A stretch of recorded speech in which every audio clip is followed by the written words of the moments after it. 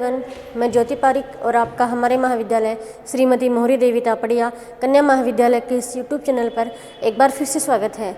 Last video में हम अपने बीए फर्स्ट ईयर की भौतिक भूगोल के अंतर्गत हम वर्षा के बारे में पढ़ रहे थे और आज हम नया टॉपिक लेके आए हैं जिसका नाम है महासागरीय जल की गतियाँ व संचलन। तो देखिए, महासागर का जो जल है वो कभी भी स्थायी नहीं रहता है, कभी भी एक जगह नहीं रहता है, हमेशा उसमें गति होती रहती है, हमेशा गति करता रहता है, हमेशा संचलन होता रहता है। महासागर का जो जल है वो हमेशा एक स्थान से दूसरे स्थान पर जाता रहता है, उसमें हमेशा लहरें पवनें वगैरह चलती रहती हैं। तो देखिए, महासागर का जो जल है उसमें 3 प्रकार से संचलन होता है। एक होता है लहरें, 3 रूप से संचलन होता है। पहले लहरें, दूसरी होती है उसमें धाराएं और ज्वार। महासागर के संचलन के ये 3 रूप हैं, लहरें, धाराएं और ज्वार। सबसे छोटा जो रूप है वो है लहरें, उससे थोड़ा बड़ा रूप है धाराएं, और महासागर के संचलन का सबसे जो बड़ा रूप है वो है ज्वार। जब महासागर के जल में ज्वार और भाटे आते हैं तो बहुत बड़ी मात्रा में परिवर्तन होता है। तो ये इस महासागर के जल की गतियों के 3 रूप हैं। तो आज हम सबसे पहला जो रूप है इनके लहरों के बारे में देखते हैं। लहरें, तो देखिए, लहरों की जो उत्पत्ति होती है, जो महासागर के जल के ऊपर जो पवनें चलती हैं, महासागर के जल के ऊपर जब पवनें चलती है और पवनें जब जल को स्पर्श करती हुई चलती है, जब मतलब कि महासागरीय जल के ऊपर पवनों के घर्षण से किनकी उत्पत्ति होती है? लहरों की। ठीक है, और लहरें होती है 2 प्रकार की। पहली होती है अनुप्रस्थ लहरें और दूसरी होती है अनुदैर्ध्य लहरें।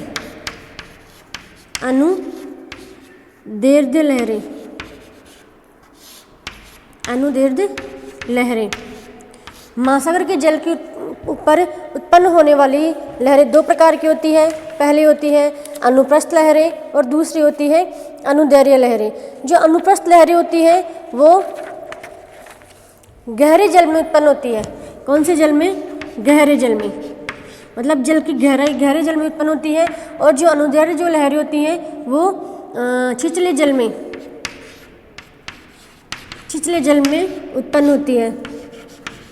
ठीक है, जो अनुप्रस्थ लहरें होती हैं वो गहरे जल में उत्पन्न होती है और अनुदैर्ध्य जो लहरें होती हैं वो छिछले जल में उत्पन्न होती है। और जो अनुप्रस्थ जो लहरें हैं वो बहुत ही धीमी गति से बहुत लंबी दूरी तय करती है, मतलब इनकी गति कम होती है और ये बहुत दूर तक चलती रहती है। इनकी गति कम होती है, धीमी गति कम होती है, ये धीमे बहुत दूर तक चलती रहती है, लंबी दूरी तय करती है।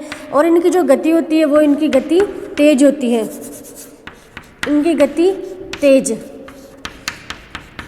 और ये कम दूरी तय करती है।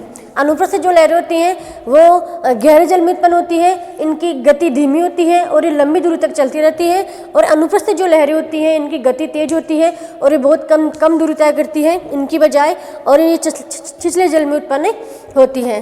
ठीक है, तो यह लहरों के प्रकार हो गए। उसके बाद हम लहरों के कार्य के बारे में देखते हैं। लहरों के कार्य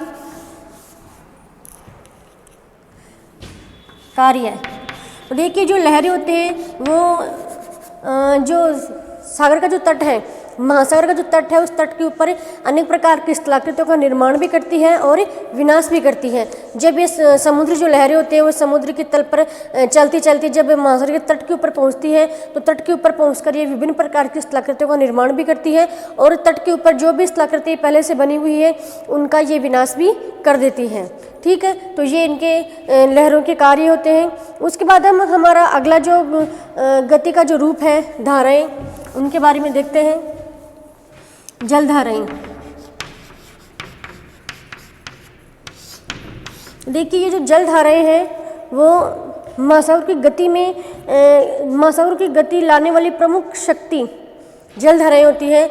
मतलब मतलब जो लहरें होती हैं, लहरों से थोड़ा बड़ा रूप इनका होता है और महासागर की जो गति है उसमें बहुत परिवर्तन है ये जो जलधाराएं हैं वो लाती है। इनकी गति थोड़ी ज़्यादा होती है उनसे। इनकी गति होती है 1.5 किलोमीटर से 8 किलोमीटर प्रति घंटा। 1.5 5 किलोमीटर से लेकर और 8 किलोमीटर तक किलोमीटर प्रति घंटा इनकी गति होती है, किनकी? महासागरीय जलधाराओं की। ठीक है, उसके बाद हम देखते हैं कि जलधाराओं की उत्पत्ति के कारक क्या क्या होते हैं।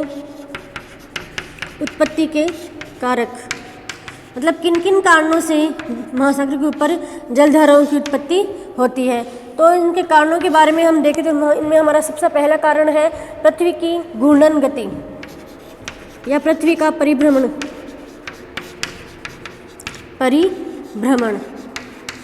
तो देखिए, इनमें सबसे पहला हमारा महासागरीय जल के ऊपर जलधाराओं की उत्पत्ति होने का सबसे पहला कारण है पृथ्वी की घूर्णन गति।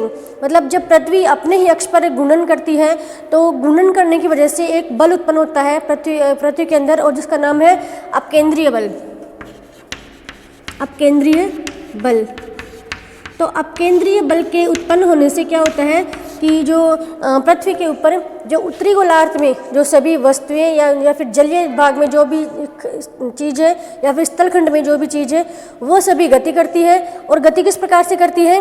उत्तरी गोलार्ध में करेगी। जैसे मान लीजिए पृथ्वी अपने ही अक्ष पर घूर्णन कर रही है, ठीक है, और ये इसका उत्तरी गोलार्ध है और ये दक्षिणी गोलार्ध है। तो पृथ्वी के घूर्णन करने से किस प्रकार के बल उत्पन्न होगा? अपकेंद्रीय बल। ठीक है, अपकेंद्रीय बल की उत्पन्न हो रहा है।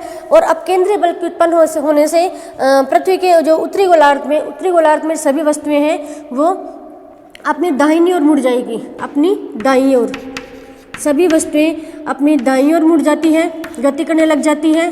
ठीक है, और दक्षिणी गोलार्ध में वे वस्तुएं हैं वो अपनी बाईं ओर गति करने लग जाती हैं। ठीक है, तो ये किसकी वजह से होता है? अपकेंद्रीय बल की वजह से। और अपकेंद्रीय बल कब लगता है? पृथ्वी की घूर्णन करने के कारण से। तो ये जो अपकेंद्रीय बल है वो विषुवत रेखा पर सबसे कम लगता है, मतलब पृथ्वी के केंद्र में सबसे कम लगता है और ध्रुवों पर सबसे अधिक लगता है। यह जो अपकेंद्रीय बल है वो ध्रुवों पर सबसे अधिक लगता है और पृथ्वी के केंद्र में या फिर विषुवत रेखा क्षेत्र पर सबसे कम लगता है। और अपकेंद्रीय बल के कारण से ही जो जलीय जो महासागर है उन महासागरों का जो जल है वो हमेशा गति करता रहता है। और उत्तरी गोलार्ध में तो किस प्रकार से करेगा? अपने दाईं ओर, और दक्षिणी गोलार्ध में अपने बाईं ओर गति करता रहता है। तो जब महासागर के और गति करने से महासागरों में जलधाराओं की उत्पत्ति होती है। तो ये जलधाराओं की उत्पत्ति होने का सबसे बड़ा कारण ये भी है कि पृथ्वी का घूर्णन गति, और पृथ्वी घूर्णन करने से अपकेंद्रीय बल की उत्पत्ति होती है। और अपकेंद्रीय बल से सभी वस्तुएं या फिर सभी जो जल है जलीय महासागरों का जो जल है वो उत्तरी गोलार्ध में अपने दाईं और दक्षिणी गोलार्ध में अपने बाईं ओर गति करता रहता है, तो जिससे महासागरीय जलधाराओं की उत्पत्ति होती है। ठीक है, उसके बाद अगला जो कारण है महासागरों में जो जलधाराएं उत्पन्न होने का अगला कारण हमारा है प्रचलित पवने।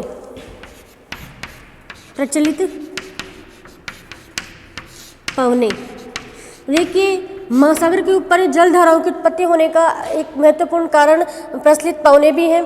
पवने कैसे हैं? जैसे मान लीजिए, मैंने पहले आपको पवनों के बारे में बताया है। मुख्य रूप से 3 पवने होती है।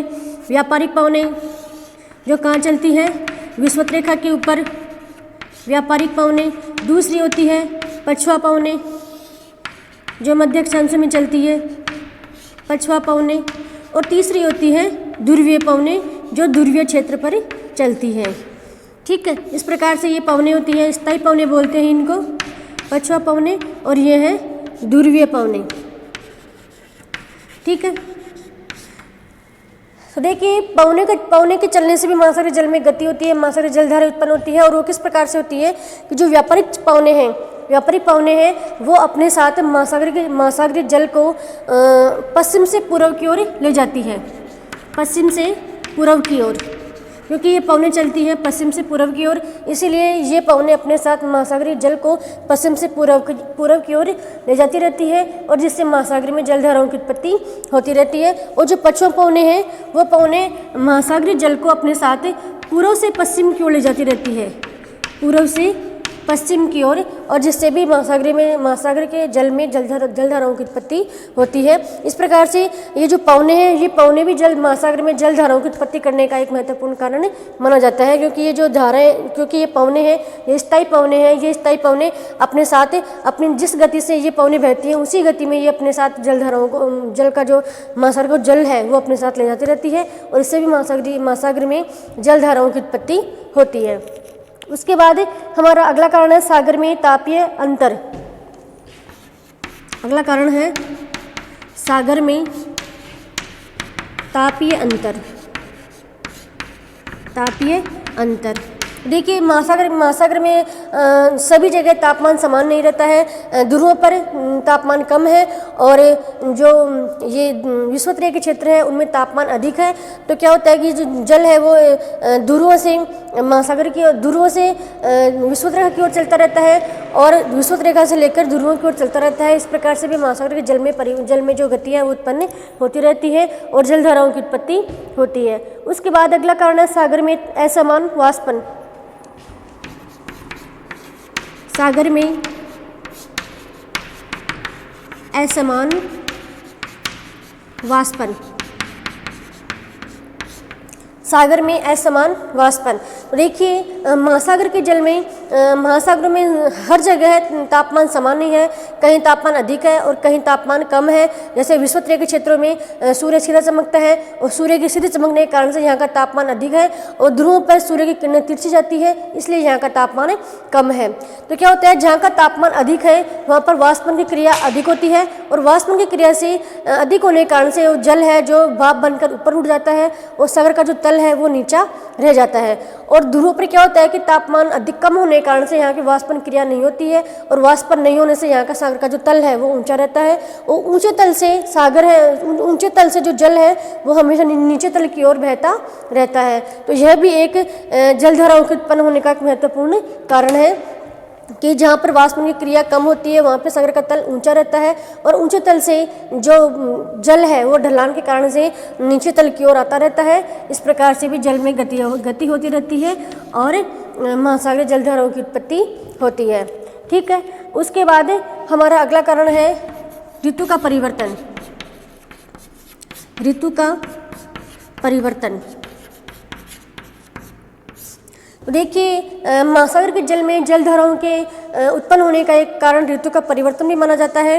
कि जैसे देखिए सर्दियों में जब उत्तर पूर्वी मानसून आता है, तो उत्तर पूर्वी मानसून के आने के कारण से जो जलधाराएं हैं वो पूर्व से पश्चिम की ओर चलती रहती है, और जब ग्रीष्म काल में जब दक्षिण पश्चिमी मानसून आता है तो दक्षिण पश्चिमी मानसून के साथ जो जलधाराएं हैं वो पश्चिम से पूर्व की ओर चलती रहती है। इस प्रकार से ऋतुओं के परिवर्तन से भी जलधाराओं की उत्पत्ति होती है, और ऋतुओं के परिवर्तन के साथ जैसे जैसे ऋतु की जो मानसूनी पवनें चलती है उन मानसूनी पवनों के साथ महासागर के जल में जो महासागर जो जल है वो जल भी इन पवनों के साथ बहता रहता है, और महासागर के जल में जो जलधाराएं हैं उनकी उत्पत्ति होती रहती है। तो ये है हमारे महासागर के जल में जलधाराओं के उत्पन्न होने के कारण।